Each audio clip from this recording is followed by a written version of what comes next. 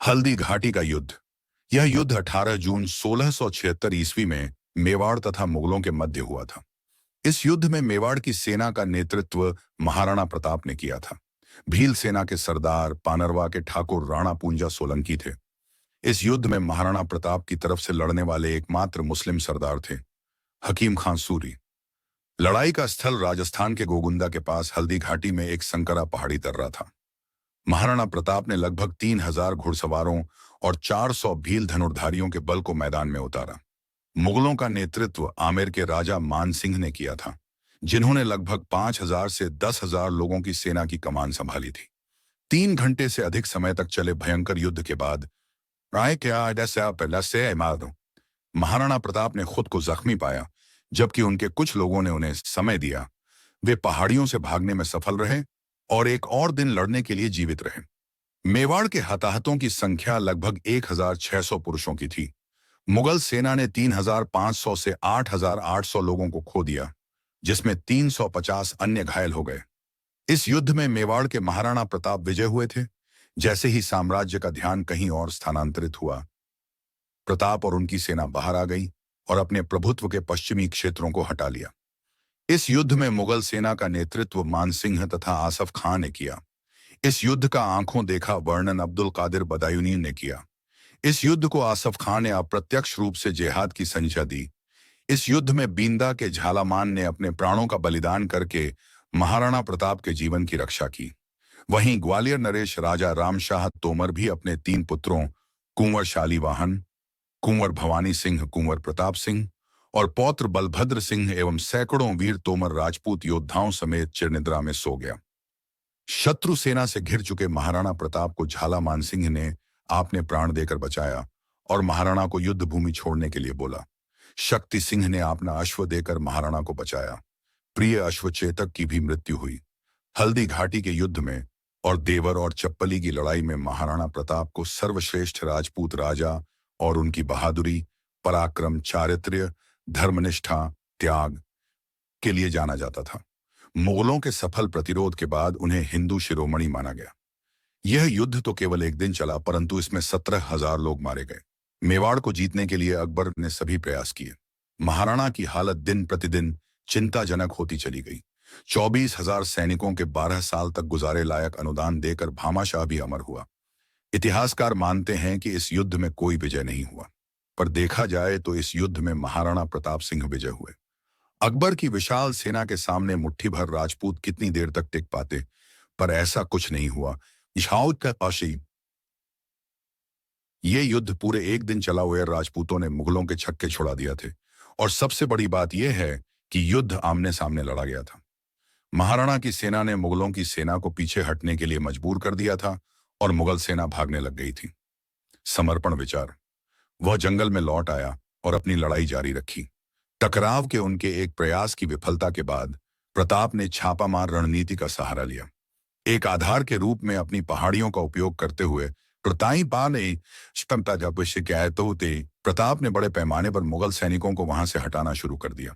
वह इस बात पर अड़े थे कि मेवाड़ की मुगल सेना को कभी शांति नहीं मिलनी चाहिए। अकबर ने 3 विद्रोह किए और प्रताप को पहाड़ों में छुपाने की असफल कोशिश की। इस दौरान उन्हें प्रताप भामाशाह से सहानुभूति के रूप में वित्तीय सहायता मिली।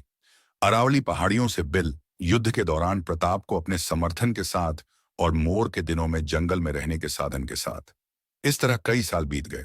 जेम्स टॉड लिखते हैं, अरावली श्रृंखला में एक अच्छी सेना के बिना भी महाराणा प्रताप सिंह जैसे महान स्वतंत्रता सेनानी के लिए वीर होने का कोई रास्ता नहीं है।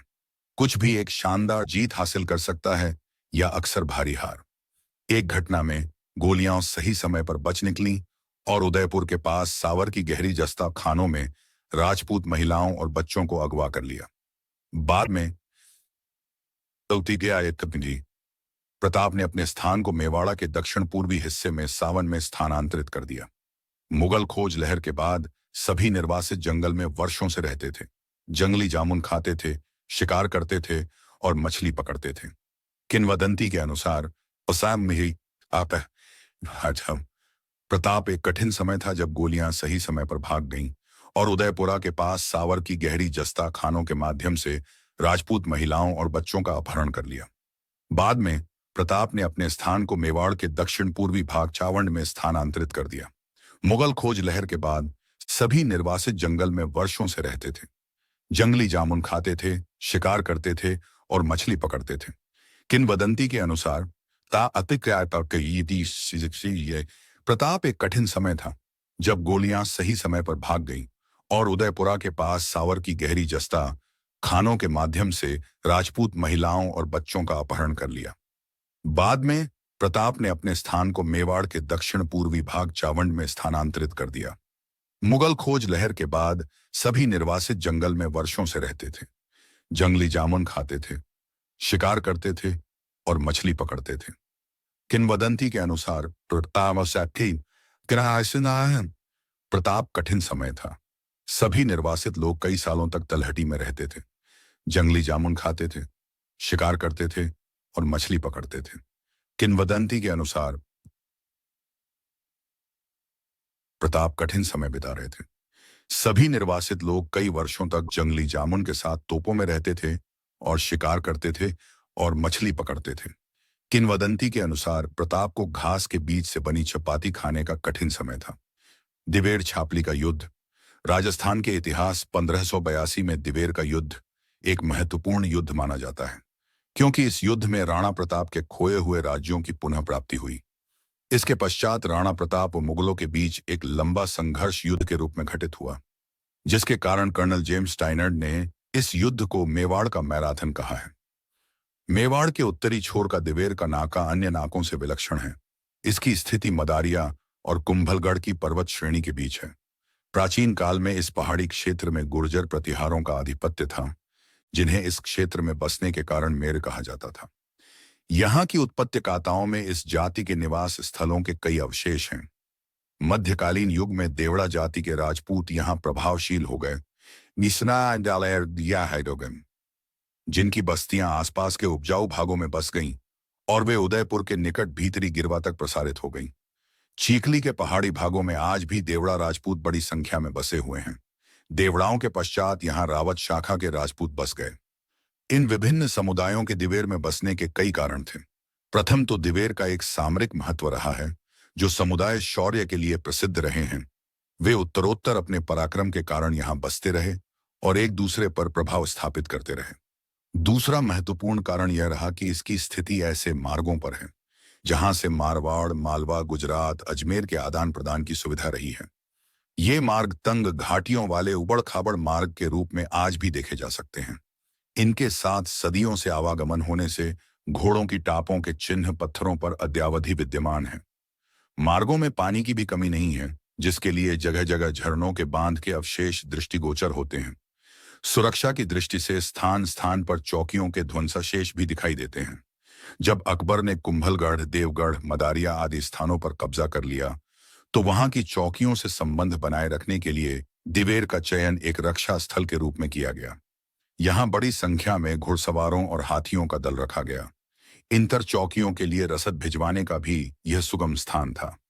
ज्यों महाराणा प्रताप 56 के पहाड़ी स्थानों में बस्तियां बसाने और मेवाड़ के समतल भागों में खेतों को उजाड़ने में व्यस्त थे, त्यों अकबर दिवेर के मार्ग से उत्तरी सैनिक चौकियों का पोषण भेजने की व्यवस्था में संलग्न रहा। प्रताप की नीतियों 56 की चौकियों को हटाने में तथा मध्यभागीय मेवाड़ की चौकियों को निर्बल बनाने में अवश्य सफल हो गए, परंतु दिवेर का केंद्र अब भी मुगलों के लिए सुदृढ़ था। इस पृष्ठभूमि में दिवेर का महाराणा प्रताप का व मुगलों का संघर्ष जुड़ा हुआ था। इस युद्ध की तैयारी के लिए प्रताप ने अपनी शक्ति सुदृढ़ करने की नई योजना तैयार की। वैसे 56 का क्षेत्र मुगल से युक्त हो चला था और मध्य मेवाड़ में रसद के अभाव में मुगल चौकियां निष्प्राण हो गई थी। अब केवल उत्तरी मेवाड़ में मुगल चौकियां व दिवेर के संबंध में कदम उठाने की आवश्यकता थी। इस संबंध में महाराणा ने गुजरात और मालवा की ओर अपने अभियान भेजना आरंभ किया और साथ ही आसपास के मुगल अधिकार क्षेत्र में छापे मारना शुरू कर दिया।